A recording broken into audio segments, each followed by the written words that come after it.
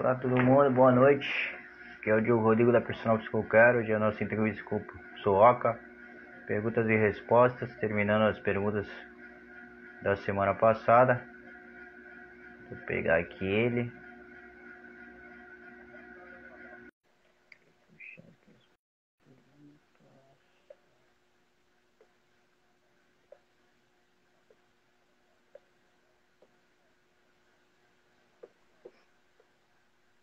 Olá, professor.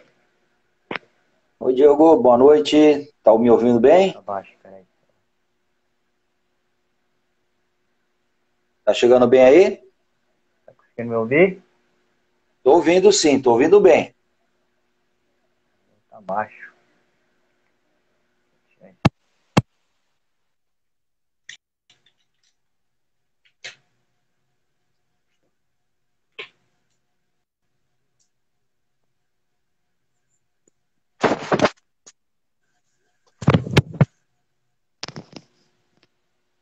Alô? Oi, Diogo, tá ouvindo bem agora? Opa, agora eu tô. Tá ouvindo nada, Melhorou? outro. Tá abaixo? Não, praticamente não tava ouvindo nada. Não entendi nada. Ah, tá. Mas agora melhorou, né? Eu tô te ouvindo bem. Não, agora tá de boa agora. Vamos lá. Só.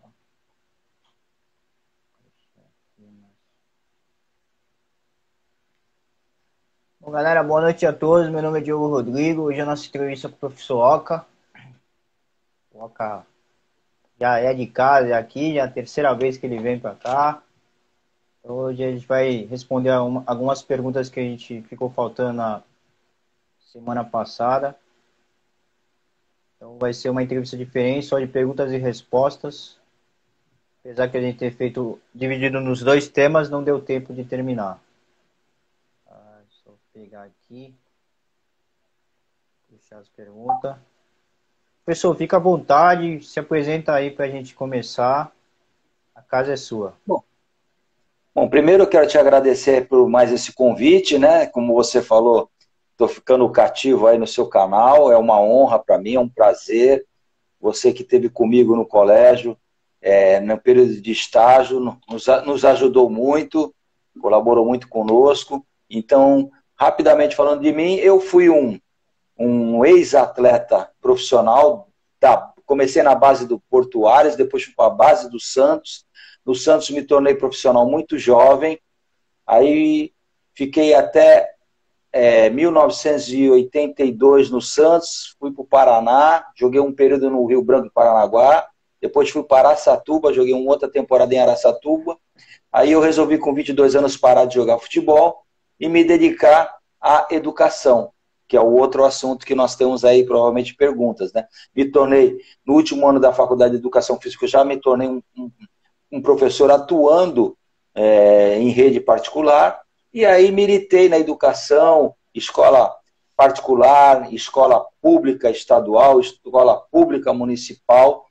Então, já se vão aí praticamente 37 anos quase de dedicação na educação. Isso aí. Vamos começar nossas primeira pergunta. Pode ser aqui no futebol, que eu vou faltando algumas. Depois a gente entra na educação. Respondendo aqui a pergunta do Renato. Quais são as dificuldades e a transição do profissional de maneira simplista que discutimos no futebol de base no Brasil? Bom, pelo que eu entendi, o Renato ele quer saber sobre a transição, né? É importante, dentro de um processo de preparação, que vem desde a base digamos, do fomento da base de fundamentação, desenvolvimento, ele tem que subir. Não é sempre que acontece dessa forma, e muitas vezes em muitos clubes aí acontece meio que, como nós falamos na gíria bem clara, bem a fórceps, né, numa necessidade, inclusive grandes jogadores que apareceram nos últimos tempos foram oriundos de equipes que foram montadas em cima da hora, utilizando os jogadores da base por questões econômicas. Então, o pessoal foi promovido porque o clube vivia muita dificuldade financeira e, com isso, a solução era promover jogadores a custo baixo, ter um ou outro jogador mais experiente, e isso acontecia de forma, digamos assim, abrupta, né? Como eu falei, a forceps. Isso aconteceu, por exemplo, na geração de 1978 no Santos, que eu, inclusive, fazia parte desse grupo recém-chegado ao profissional, onde o clube estava com uma dívida monstruosa, e aí o presidente, na época que assumiu, Rubens Quintas, ele resolveu ter essa sistemática e acabou dando certo com aquela primeira geração de meninos da Vila.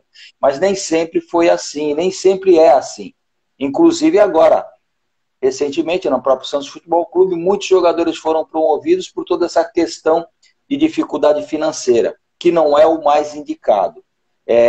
Precisa ver, o principal é que tenha uma comissão técnica no profissional que tenha um bom entendimento com a comissão técnica da base, para que se possa fazer essa transição. Então, a comissão técnica do profissional tem que conhecer o atleta lá na base, ir acompanhando o seu desenvolvimento, e a partir daí ele vai subindo aos poucos com informações e orientações para que ele possa gradativamente ir fazendo parte da equipe principal. Tá? Então, já, por exemplo, vou dar um exemplo de situação também abrupta. O Kaká, quando jogava no São Paulo, ele não era bem o titular da sua posição na base, e de repente ele foi chamado para treinar com o profissional e acabou se efetivando por causa de um treino que ele fez. Quer dizer, foi uma coisa, porque foi uma coisa meio que no acaso. A necessidade aconteceu e não foi bem um trabalho de transição. Eu entendo que isso precisa melhorar muito na estrutura organizacional dos clubes no Brasil.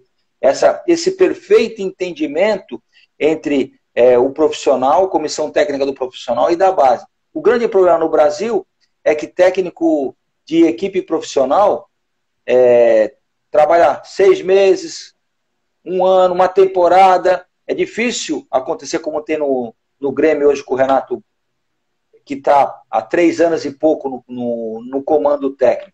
O ideal é que se tivesse um comando técnico no profissional com tempo para poder desenvolver um trabalho no profissional e também ter uma linha para a base, tá? Para poder justamente desenvolver os atletas da base, vamos dizer assim, até numa mesma proposta que um profissional trabalha. O Santos é uma equipe, por exemplo, que trabalha de forma ofensiva. Então, a base ela também tem que ser preparada para isso, para que nesses momentos possa acontecer a transição. Mas, infelizmente, é muito difícil isso acontecer nos clubes. O ideal seria isso, ter essa fusão. Eu participei de situações, por exemplo, que o técnico do profissional não queria nem saber o que tinha na base. Entendeu? Aí, muitos jogadores que aparecem em equipe principal, promovidos, muitas vezes é por conta de membros de comissão técnica que são efetivas no profissional, que conhecem esses jovens, e aí acaba dando orientações ao técnico que está na equipe de cima, falou, tu está com uma dificuldade num atacante, olha, pega lá o Caio Jorge na base. E aí, porque essas pessoas que são da comissão técnica fixa, eles têm esse contato, né? Mas o ideal é que fosse um contato com uma comissão técnica, com um técnico de fato que conhecesse a estrutura. Tanto é que nesse último, essa presidência que assumiu agora falou que, no caso, na saída do Cuca, eles iam tentar contratar um técnico que conhecesse e tinha o DNA do clube, nessa questão de atletas e de filosofia de jogo. Então, eu acho que para haver essa transição, precisa haver uma interação legal com o pessoal de cima, com o pessoal da base. Verdade, né? Isso aconteceu com o Claudinho, né, que está no Bragantino, que era do Santos, né? Ele falou que um dirigente não curtiu ele lá, ele acabou indo para o Bragantino, o Santos tentou recontratar, mas agora não tem mais jeito. O Claudinho tem uma história fantástica. Eu vivi isso, porque o Claudinho ele foi meu aluno lá no Santa Cecília.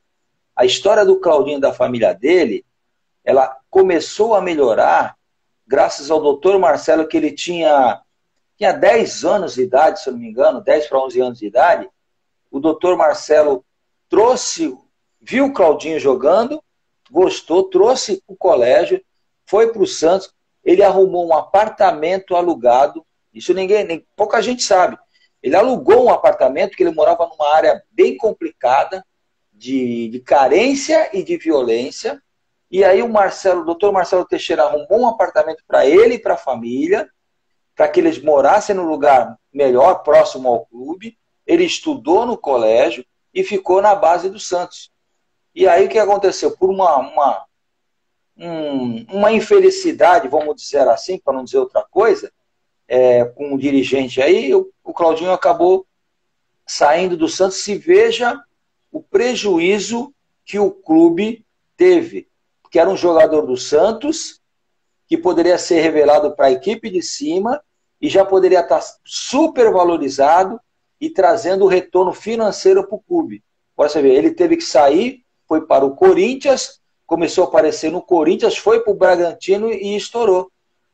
Tá? Então, uma coisa assim, são essas questões que precisam ser muito bem planejadas dentro do clube para que se minimize esse caso. São vários casos que já aconteceram dessa forma. Lógico que um caso ou outro pode acontecer, porque de repente pode não se adaptar bem num lugar e se adaptar bem em outro, mas o caso do Claudinho, ele tinha uma verdadeira paixão amor pelo clube, porque ele era pequenininho, era uma tampinha, que eu falava assim, eu brincava com ele desde o coração, era uma tampinha, genioso pra caramba, mas um moleque de qualidade, um moleque de fibra, e ele deveria de ser, assim, melhor trabalhado. E com certeza o Santos hoje talvez nem tivesse querendo contratá-lo, e sim tivesse vendendo para a Europa, para ganhar muito dinheiro, como fez com o Rodrigo e outros mais. Tá? Então é um fato assim interessante, pouca gente sabe disso. Aliás, pouca gente sabe de muitas coisas que acontecem nesses bastidores aí. Você acha que os clubes cariocas, que nem o Vasco e o Botafogo, tantas tradições, né, um time grandes, acho que lá tá bem melhor que tá aqui no Santos, né? Porque lá eles colocaram todos os moleques desde o começo do Campeonato Brasileiro. Foi agora no final que nem o Goiás que colocou, né? Sim. Eles colocaram depositaram toda a fé na molecada e a molecada praticamente não pôde fazer nada, né? O problema é que assim, aquilo, é a falta da preparação para a transição para o profissional. Coloca a garotada lá, porque acha que, se dá certo no Santos, dá certo em tudo que é lugar, por que não vai dar certo aqui? Aí colocam lá por questões financeiras e não há uma preparação. E aí você pega num clube, se eu não me engano, o Vasco trocou 2 ou 3 técnicos numa temporada. Aí, se o Luxemburgo saiu, houveram trocas, e aí não tem trabalho que se sustente nesse sentido. E o Rio, ele está, digamos assim, ele está sendo campeão em problemas de péssima gestão. Tá? O próprio Flamengo, hoje é um modelo, mas ele passou por uma situação difícil, onde ele sempre dependeu de muitos jogadores da base, né? Agora ele continua, agora está com jogadores mais experientes, mas ele tem desenvolvido sempre um bom trabalho na base. Tudo bem que houve um problema lá com aquele incêndio, que infelizmente teve aquela fatalidade toda lá, mas o único clube que ainda procura fazer alguma coisa com mais assim, eficácia é o Flamengo lá no Rio de Janeiro. Mas o grande problema, vamos dizer assim, é no Brasil. Não vamos falar em Rio, São Paulo. O problema maior em Rio Grande do Sul é gestão. Precisa-se ter uma gestão profissional e não uma gestão levada a interesses pessoais. Eu vivenciei isso no Santos. Vamos dizer assim, eu acabei sendo prejudicado lá na minha formação por conta de maus dirigentes que eles estavam lá para se promover e muitas vezes até para poder angariar algum tipo de benefício. Tá? Seja ele o próprio reconhecimento na mídia, enfim, de toda a ordem, de toda a natureza. Por isso que você vê os clubes, às vezes, mergulhados em escândalos. Né? Escândalo, o Neymar foi vendido por isso, por aquilo, quanto que o clube ganhou, deixou de ganhar, podia ter ganhado mais, aí entra tudo isso. Isso são situações diversas que acontecem no futebol brasileiro e nessa transição de base. é a gestão. Enquanto não tiver uma gestão profissional, com pessoas preparadas, que até sejam remunerados para isso, mas que desenvolvam um planejamento, um projeto, envolvendo do profissional até lá a garotadinha da base, buscando até o futsal como complemento na base com o futebol, vamos ter muitas dificuldades nessa questão que eu entendo que é o maior problema do Brasil. Para mim, está relacionando à gestão desses dirigentes todos que têm aparecido por aí. Você também acha que atrapalha quando antigamente os jogadores eles ganhavam menos, né? Jogavam mais. Você acha que também essa ofertas, tanto assim, os caras já, a molecada já cresce achando, pô, vou ganhar 100 mil reais, sei o quê, blá, blá. Então os caras estão mais voltados no dinheiro hoje, no próprio futebol, tanto porque a nossa geração de jogadores, né, pioraram, né, o material piorou, né.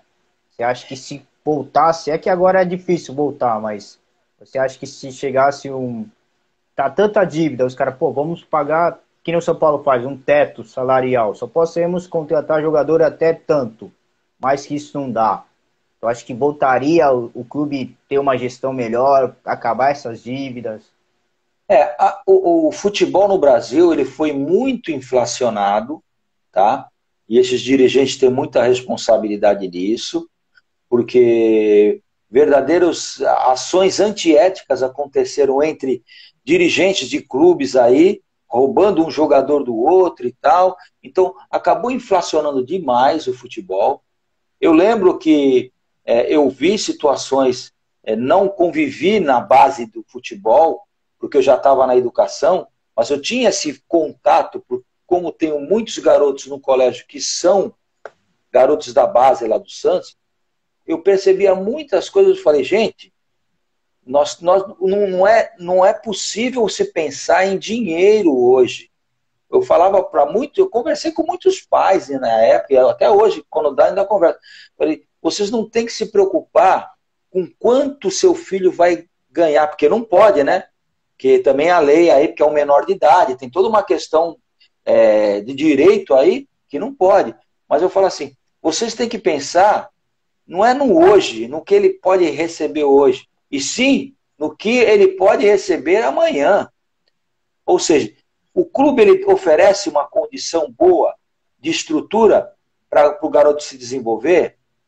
O clube dá condições materiais, o clube dá alimentação, tá? O clube tem uma política para que esse garoto saia da base e chegue ao profissional, porque o Santos, por exemplo, ele tem essa característica, a sua torcida tem muita paciência com a base do Santos. Eu vivi isso lá no Santos, lá no final dos anos 70 e nos anos 80. Assim, o santista, ele tem uma verdadeira admiração pela base, ele tem paciência com a base, e ele apoia muito a base. Então, se eu tenho um filho, eu iria pensar em todos esses fatores. Se o trabalho é bem feito na base de formação, se tem toda essa estrutura, e se esse clube ele tem essa questão de projetar o garoto para uma equipe de cima. Porque não adianta você ir para um clube grande, por exemplo, que forma uma base e chegou perto do profissional, eles não têm essa política de incentivar e oferecer condição para ele subindo para o profissional. Tá? Eu passei por situações assim. Eu lembro quando o Santos quis me emprestar, eu tinha proposta para ir para clube para disputar a primeira divisão que jogaria contra o Santos, me emprestaram para a segunda divisão do Paraná, que era o Rio Branco de Paranaguá, que hoje está na primeira divisão. E depois me emprestaram para o Araçatuba, que também era a segunda divisão. Eu lembro que quando eu joguei no Paraná, na época tinha um clube que se chamava Pinheiros, que foi a fusão do Colorado e do Pinheiros, e virou Paraná Clube hoje. Eu lembro que esse clube queria a minha contratação e houve, assim, toda uma dificuldade por causa dessa questão da base, essas coisas todas. Então, eu entendo que um pai não tem que se preocupar com isso. Tá? Eu costumo dizer assim, eu como eu lido muito com esses jogadores e lido com técnicos, inclusive que são do futsal do Santos, inclusive o Índio está aí, eu mando um abraço para o Índio. O futsal faz um trabalho legal junto com o campo para trabalhar esse atleta para jogar futsal, de repente chegar no campo e se desenvolver até o profissional. Caminha junto esse processo das equipes menores, sei lá, sub-11, sub-13, no futsal e no futebol, para quando chegar no 14 e no 15, aí definir essa questão de ir para a base do futebol ou, de repente, continuar no futsal. Então, tem essa política? Não tem, infelizmente. Hoje eu vejo até muitos garotos que até tinham uma boa, vamos falar assim, ajuda de custo e se perderam por aí. Porque o importante é o que você pode conquistar lá na frente. Esse clube, essa gestão, esse planejamento, essa política do clube, ele oferece isso para uma criança que está na sua formação? Então esse, na minha concepção, é o segredo da coisa. Mas as coisas inverteram.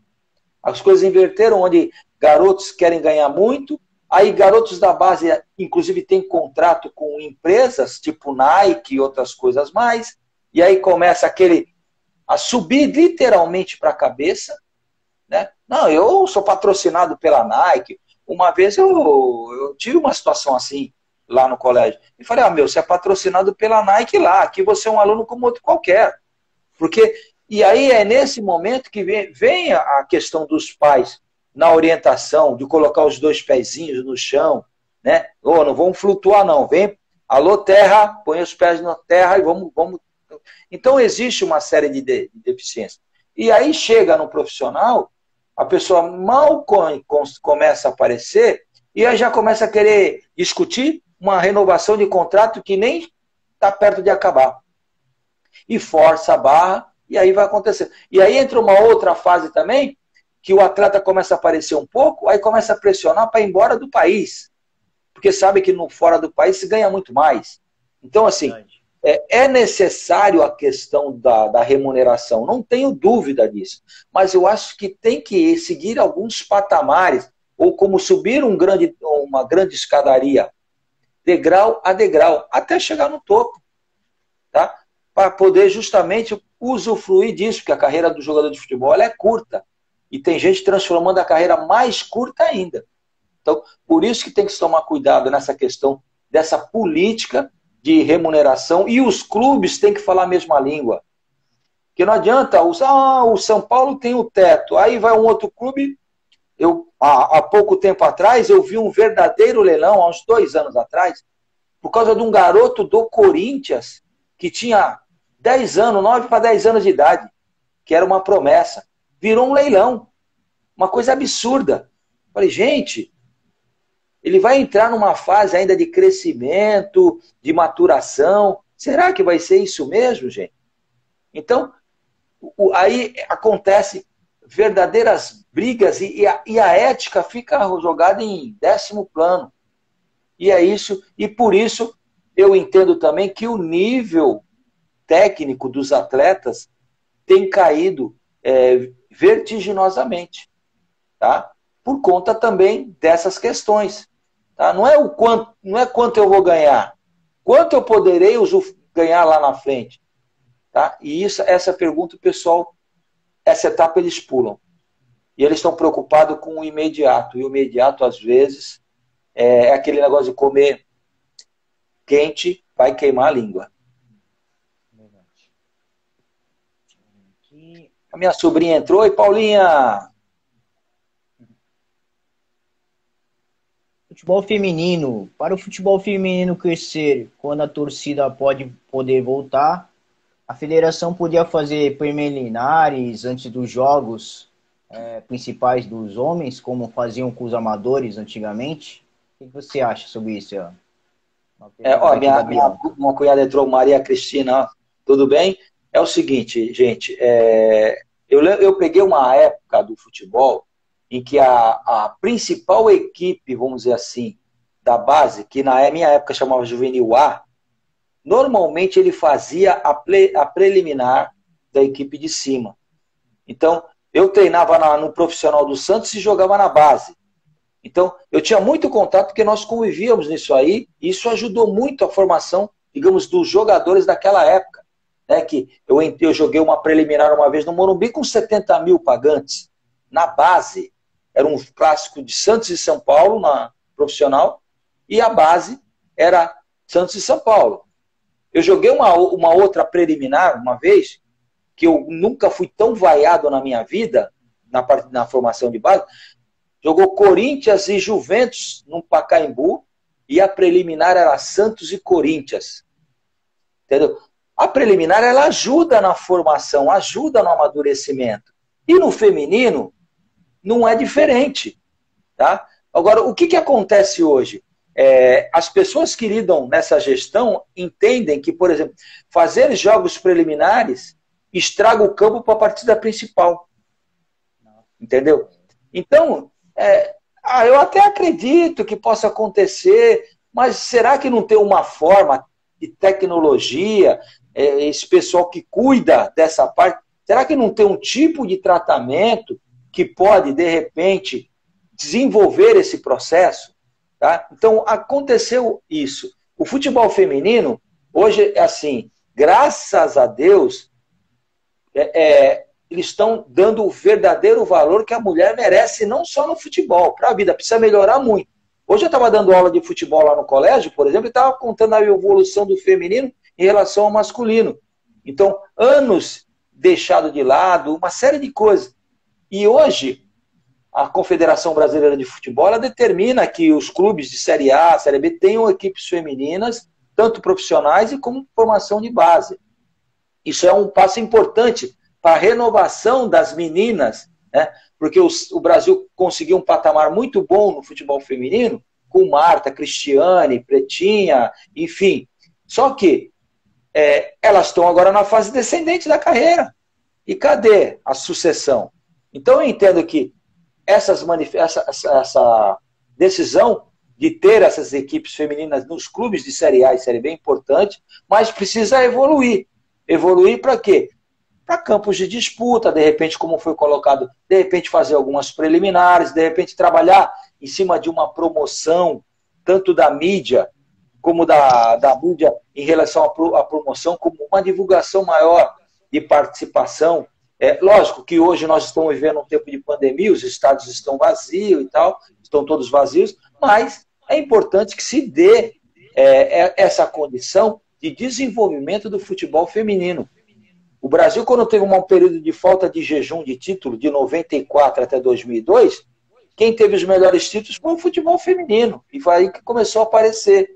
Então eu entendo que é necessário, de repente, pensar essa questão de partidas preliminares, um tipo de promoção para que as mulheres possam atrair mais público, por exemplo, para os estados quando isso for permitido. Eu vi emissoras de TV fazendo cobertura de jogos ao vivo do futebol feminino. Tudo isso colabora com a massificação. Porque o grande problema é fazer com que essas meninas que estão crescendo agora peguem gosto pela modalidade e comecem a praticar a modalidade. Então, toda ação ela é bem-vinda. E eu entendo também que, de repente, preliminares, algumas coisas dessa natureza, sejam importantes nesse processo de formação e para descobrir novos talentos. Tá certo. Bom, galera, vamos aqui para a educação. As que ficaram faltando.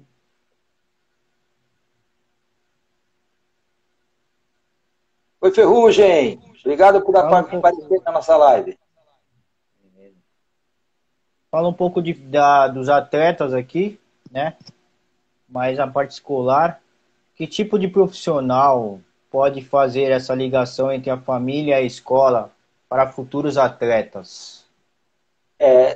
Tem algumas instituições que procuram até fazer e o Santa Cecília ele tem esse. Eu entrei no colégio também na finalidade de coordenar a educação física e o esporte e desenvolver um processo de formação que o Dr. Marcelo gosta muito, essa questão de formação de garotos, de atletas de base para o alto rendimento. Tá? Então, O que muitas vezes se discute a questão, por exemplo, de alunos que estudam em escola particular com bolsa de estudos. Se questionam porque, poxa, então a escola vai ficar melhor, a escola vai ficar mais forte. Eu acho que essa discussão não é a mais indicada. E sim, a oportunidade que essa criança vai ter de estudar numa boa escola, se desenvolver, para que ela possa ter um nível cultural melhor e vai ter uma formação esportiva adequada e os dois aliados vão transformá-lo num atleta ou numa atleta de alto rendimento. Então, a escola, ela ajuda muito nesse processo de formação. E também, em relação aos pais, como você perguntou, os pais têm que ter essa consciência. Porque o filho numa escola, que é uma promessa, uma garota da base, uma menina de base e tal, eles estão num processo. Então, o foco, primeiro, está no processo de educação escolar, juntamente com o processo de formação como atleta. Mas muitos pais, infelizmente, eles atuam de forma de repente, tratar o seu filho como um profissional mirim. Tá? E aí são os grandes equívocos que acontecem. Às vezes nós temos situações, por exemplo, de criar, ele não pode ir na aula porque ele tem que treinar, ele tem que não sei o quê. Peraí, não é assim. Ele tem que treinar e estudar. Se não conseguir aliar as duas coisas, não tem sentido. Tá? Uma coisa ou outra. Tá? Dá para caminhar junto? Não tenho dúvida. Agora, é importante que os pais entendam essa concepção de formação. Tá? É que, infelizmente, muitos pais, eles colocam essa questão de colocar sua frustração, muitas vezes, por não ter sido um atleta, independente de modalidade, e depositam tudo nos filhos e nas filhas. E aí acaba atrapalhando muito. Eu tive casos na época da minha geração que aconteceu exatamente isso, e hoje a pessoa está vivendo na mais profunda pobreza e tinha todo o talento do mundo de estudar, se tornar um grande jogador e hoje ter uma vida diferente.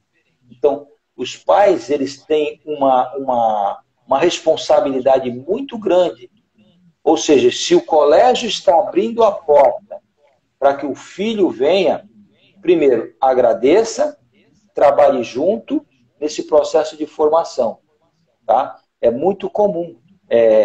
E as escolas públicas, às vezes, por exemplo, eu sou um jogador que fui profissional, mas eu nunca tive a oportunidade de estudar numa escola particular com bolsa de estudo. Na minha época, tinham amigos que estudavam em escolas, e eu joguei campeonato colegial pela escola do estado, e foi ali que eu apareci, e foi ali que eu virei um atleta de base, primeiro no Portuário, depois no Santos, me tornei profissional, estudando em escola pública, me formei na faculdade, para não dizer, de toda a minha trajetória, eu só tive bolsa por 2 anos, que foram os 2 anos primeiros da faculdade de Educação Física, que eu já estava no profissional do Santos. Então o Santos me deu uma ajuda de custo, que era baixa na época, que eu não me preocupava, mas ele me dava o quê? A formação na faculdade. E eu aproveitei, e aí eu parei de jogar futebol, e hoje, graças a Deus, eu tenho família, sustento minha família, com um salário de professor, que eu aproveitei um momento que o próprio clube me deu a possibilidade de fazer uma faculdade. De 3 anos que eu tive de faculdade de Educação Física, 2 anos eu tive a bolsa e o último ano eu paguei, mas já estava empregado no último ano. Tá? Então, é importante, os pais precisam entender isso, porque senão estrago o futuro de um filho ou de uma filha.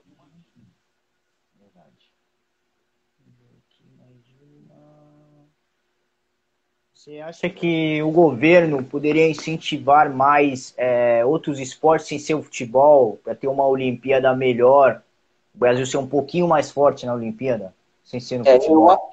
Eu acredito que pode sim, mas não só o poder público de uma forma geral. Porque vira assim, batata quente.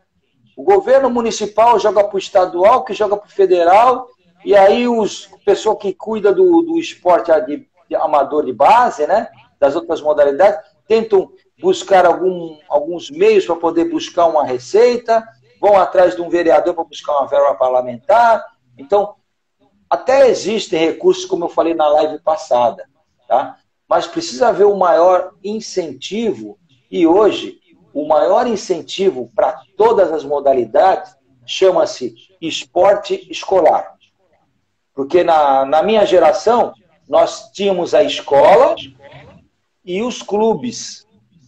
Os clubes, por exemplo, os clubes da Ponta da Praia, tinham Olimpíadas do Saldanha, Olimpíada do Ilha Porchá Clube, Olimpíada do Atlético, tinham Olimpíadas que esses clubes organizavam, que eram verdadeiras competições com um monte de equipe. Não era de futebol, não. Também tinha o futebol, mas tinha basquete, vôlei, tinham todas as modalidades. E muita gente participando. Hoje os clubes, infelizmente, não têm mais essa pujança. Então, a escola precisa ter esse papel de protagonista. Logicamente, com o apoio do poder público. Né? Hoje, por exemplo, na nossa região em Santos, nós temos... Você teve a entrevista com a Vanessa Fara, do beijão para ela, fantástica, né? A entrevista que você fez com ela. E o Grupo A Tribuna organiza uma série de competições escolares. Certo? Desde o surf, vai tudo que é modalidade. Podemos melhorar a forma de disputa? Lógico. A Unisanta organiza há muitos anos, e eu faço parte dessa organização, dos Jogos da Unisanta. São jogos universitários que tem para mais de 3.000 atletas participando. Então, as prefeituras, o governo do Estado, junto com a sua Secretaria de Esportes e Lazer do Estado de São Paulo, tem que ter um investimento maior. Aí alguém pode falar assim, professor, você deve estar falando besteira, porque o Estado tem o GESP, os Jogos Escolares do Estado de São Paulo, que é muito legal, eu participo sempre, tá? Mas as etapas, vamos dizer assim, as etapas que eles chamam de regional e subregional, né? A subregional é aqui em algumas cidades da região. A regional você pega o pessoal do Vale da nossa região, os campeões contra o Vale do Ribeira e outras coisas. Para depois você ir para a estadual, que aí é uma proposta mais legal, e aí o campeão vai para o brasileiro. Então existe uma estrutura interessante, mas precisa haver o quê? Um estímulo maior, um investimento maior e uma cobrança maior também por parte das escolas em participar. Quantas vezes eu vou participar de uma determinada modalidade nessas fases regionais e subregionais? Que se tiver uma ou duas escolas é muito. E você passa direto de etapa. Então precisa ter um esforço para que se invista muito nessa parte de base. Começando na base local. Eu lembro que nós tínhamos campeonatos escolares organizados pela Prefeitura de Santos, que eram competições fantásticas e que deixou de existir. Então, passou a responsabilidade para quem? Para o poder público. A tribuna organiza isso, a Unisanta organiza aquilo, e por aí. Não, vamos fazer junto. O que a Prefeitura pode ajudar nisso? Arruma verba para ajudar nesse negócio. Vamos fazer um projeto, por exemplo, que alguns podem reclamar assim, mas professor, esse negócio de bolsa de estudo, as escolas públicas nem querem participar, porque vão ser literalmente atropeladas, vão ser menosprezadas e tal. Vamos criar um sistema, uma competição também de escolas públicas, municipais, estaduais, particulares, de repente tira os melhores, faz um confronto, ou seja, precisa criar alguma coisa para que se tenha mais participação. E não vamos também tirar a responsabilidade dos professores de educação física, que muitos, eu cansei de escutar gente falar, você tá louco? Eu não vou perder o meu final de semana, porque os jogos são no final de semana, não sei o que, eu não ganho nada para isso e tal. Tudo bem, relógio, quem trabalha de graça é relógio. Mas você precisa dar a sua parte, a sua contribuição também, para poder justamente fazer com que esse esporte se massifique e tenha novos valores. Santos fala que é a cidade do esporte, não é isso? Mas eu acho que já foi muito mais. Agora precisa retomar e buscar isso de novo. Aí volto a dizer, é um esforço de todo mundo, do poder público municipal, estadual, federal, das escolas, dos professores, porque não adianta ficar querendo colocar a culpa em outro ou culpa em um e você não faz nada para isso, só reclama. Tá? Então eu entendo sim que precisa haver um investimento maior em todas as modalidades, porque talento no Brasil existe. Basta o quê? Dar condições para esse talento aparecer, ser lapidado e se formar.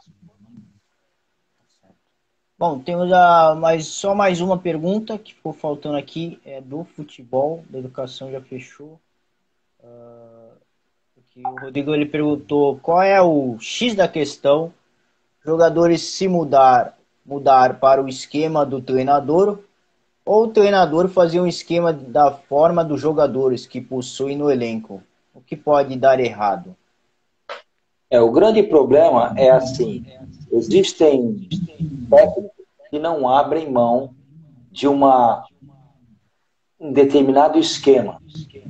E jogadores têm que se moldar ao esquema que ele tem. Então, o perfil dele. Por isso que quando se contrata um treinador para um clube, a equipe que contrata, os dirigentes, tem que pensar qual é o DNA do clube e qual é, digamos assim, o técnico que se identifica com esse DNA. Tá? Esse é o problema. E uma outra questão também é assim, a formação de jogadores precisa transformar jogadores que sejam mais polivalentes também. Eu lembro que teve um jogador, na época da base aí, que o pai achava que todo mundo tinha que jogar para o filho dele aparecer. E hoje não pode tratar o futebol dessa forma. Então você tem que desenvolver nesses garotos a condição para poder, por exemplo, até atuar em mais de uma posição. Você pode perceber que todo jogador que atua mais de uma posição, ele tem uma posição um pouco mais de destaque junto ao treinador e junto à equipe. Tá? É bem comum isso. Mas o técnico ele tem que entender, quando ele chega num clube, ele não pode ter uma mente fechada. Ele chega num clube e ele vai conhecer as características de cada atleta que ele tem no plantel. A partir daí, ele vai desenvolver um esquema baseado nessas características. Então, ele não pode ser, de repente, uma pessoa que fala assim, eu jogo desse esquema e esse esquema eu não abro mão. Jogo com 3 zagueiros, tal. Não. Você tem que entender, por exemplo, o tipo de jogador que você tem. O clube tem jogadores que possam exercer funções diferentes dentro de uma mesma partida, porque acontece muito, por exemplo, durante um jogo, o jogador tem uma determinada função, por exemplo, de entrar por dentro, fazendo uma diagonal, e de repente, nesse momento, os jogadores e o técnico percebem que ali não está dando certo. E esse jogador possa fazer uma mudança, ao invés de ir pela diagonal por dentro, abre pelas laterais. Ou ele traz uma marcação para poder abrir espaço para outra. Então, esse jogador precisa ser trabalhado para isso. E para isso ele tem que ter uma cabeça aberta, tem que ter condição e tem que ter, digamos assim, visão para ele poder desenvolver isso. Alguns atletas no futebol brasileiro já fazem isso, tá? Mas o grande exemplo que aconteceu foi o próprio Fernando Diniz com o São Paulo Futebol Clube, que ele não quis abrir mão daquela essência que ele acreditava, e isso levou à perda de um título. Porque se ele tivesse variações táticas e entendesse que, de repente, a equipe do São Paulo estava passando um momento ruim, então não tinha condição, por exemplo, de sair com a bola dominada toda hora, que era o que ele apertava. Quantos gols o São Paulo tomou porque jogadores forçaram saída de bola, perderam bola, tomaram o gol e perderam o jogo? Quantos pontos o São Paulo perdeu? Em determinados momentos, quando a situação não está boa, você tem que ter um outro tipo de situação. Até uma jogada mais longa, tá? Eu já vi gols onde o zagueiro pegou e bateu de forma mais longa e pegou um jogador entrando na diagonal e fazendo gol. Ou seja, criar alguma coisa nesse sentido. E também, uma outra coisa importante é que o técnico ele não pode, por exemplo, por mais que o jogador seja de sua confiança, jogadores têm altos e baixos.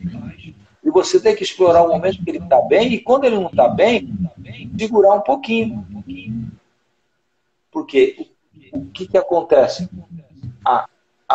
Você não fazendo isso, você cria um grau de segurança maior no atleta e na equipe. E aí os reflexos são os piores possíveis. São Paulo, por exemplo, que nós estamos falando agora, quando tomava um gol, se desestruturava todinho.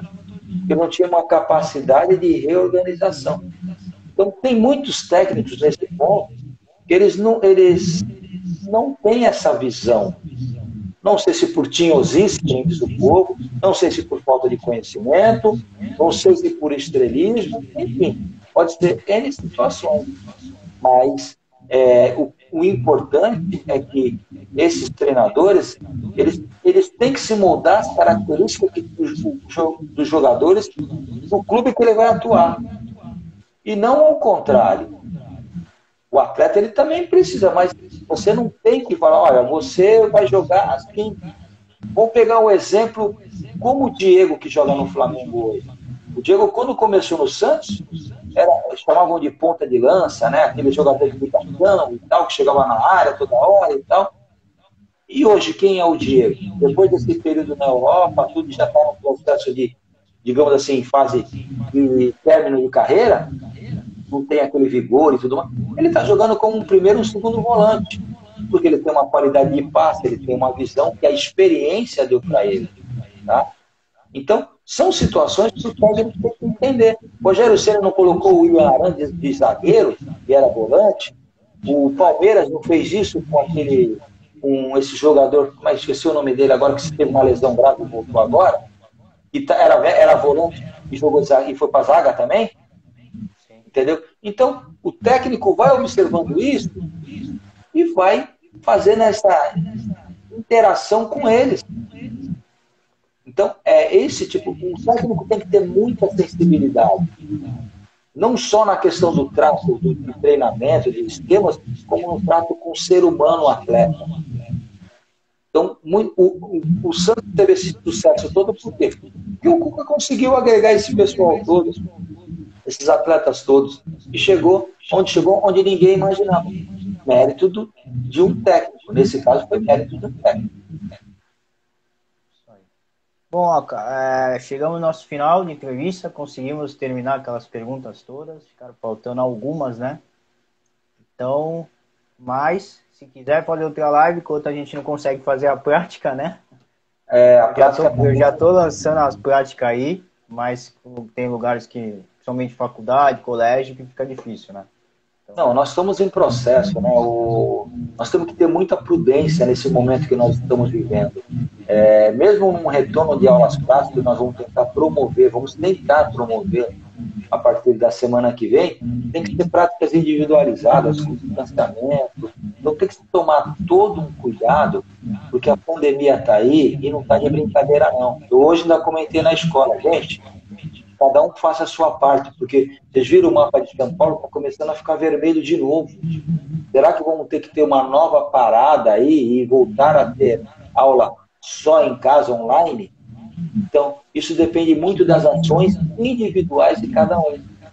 Então, essa questão das aulas, das atividades práticas, nós temos que trabalhar com muito critério também para evitar, para que nós não sejamos responsáveis pela propagação maior dessa doença aí que está tirando tantas vidas. Bom, então é isso. Se precisar de fazer outra live, quiser um tema novo, o senhor falar, quero falar alguma coisa, vamos lá, Diogo, fica à vontade. Já foi 3, quem mais pode fazer mais? Tem até um tema novo, uma possível, ou até mais lá para frente e tal, porque quando você fez a entrevista com a Vanessa Faro, muito legal, ela falou do problema de saúde dela. Sim. E foi muito legal, até fiz um comentário para ela, dizendo que ela teve a coragem de ser uma pessoa, no caso, pública, tão conhecida, e literalmente escancarando isso para que as pessoas que passam por esse problema, as mulheres, né, entendam que pode acontecer com qualquer um e o que tem que fazer, né? Então, vendo isso tudo, me veio a ideia da minha experiência pessoal também com o câncer que eu tive. Eu tive um câncer de próstata. Então, quem sabe no futuro nós podemos falar que é Novembro Azul, que é o mês do câncer de próstata, né? Que é o mês de conscientização. Então, é uma sugestão para que nós possamos falar também sobre o câncer de próstata, como a Vanessa falou, né, de mama, para que os homens entendam e tirem muitos tabus que carregam por conta dessa questão da pessoa ter esse problema, a impotência, aqueles termos de ficar broxa, aquelas coisas todas, e muita coisa é lenda, tá? E tem, assim, uma história que é uma doença silenciosa, e é importante que se abordem esse tema aí. Mas isso aí fica aí na sua agenda. Eu sei que a sua agenda está lotada, graças a Deus, que continue assim, que o sucesso das suas lives continue em aumento, porque você é um garoto aí de muita fibra, de muita vontade, de muita determinação, e fica aí uma dica para o futuro, tá? Falarmos um pouco sobre isso também. Tá bom, logo tá aí. Logo tá aí novembro de novo, outubro aí. A gente é isso aí. Tá bom? É isso aí. Muito obrigado por tudo, professor. Uma boa noite a todos. Obrigado pelas perguntas que deixaram. Infelizmente ninguém fez aí, ó. A galera ficou só assistindo. Mas deixa para a próxima, então. Valeu, professor. Deus te abençoe. Valeu. Até mais, pessoal. Obrigado pela participação de todos aí que entraram aí. O Índio, a minha cunhada, a minha sobrinha e tantos outros aí que entraram. Tá? Muito obrigado.